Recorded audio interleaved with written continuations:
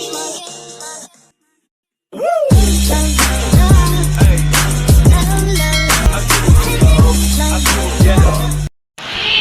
guys! So today, we're going to talk about Before, during, and after volcanic eruption! So the first thing to do before volcanic eruption is to prepare your necessary things and of course medicine kits. So we have here first of course our clothes and our wipes for cleaning and alcohol for hygiene purposes and a medicine and other more specific medicine kits and power bank. Also a mask for the ash fall and a water bottle so we will not get dehydrated.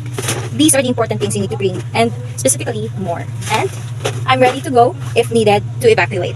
second thing to do is before volcanic eruption. So, note the evacuation and listen to authorities to where to go.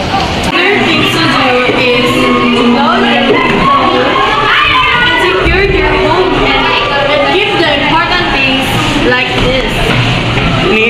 The fourth thing to do is stay updated and watch and listen to the news and follow the pre-booked alerts. Make a family plan. Decide where to meet and what each person will bring.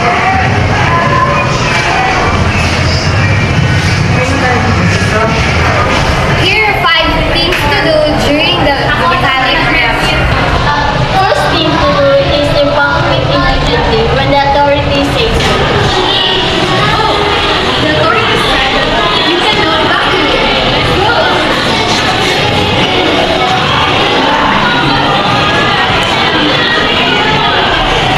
So the second thing to do is to wear protection, such as face towel, mask, goggles, and long sleeves to avoid ash. Stay indoors. If evacuation is not needed, close windows and doors. The fourth thing to do is avoid rivers and low areas because the possible of lahar or flood. Do not use vehicles unless necessary. Ash fall can make roads slippery. Here are 5 things to do after volcanic eruption. Wait for the official announcement that is safe before going outside. Okay, so it is now official that now we can go outside. Second thing to do is clean ash carefully. Wet the ash to avoid dust and sweep slowly. Number 1. Prepare an emergency gear.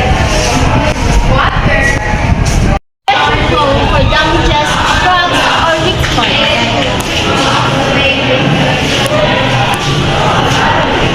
2 is avoid contaminated water and food until the authorities confirm that they are safe. To do during a volcanic eruption is to help others and stay updated. Follow local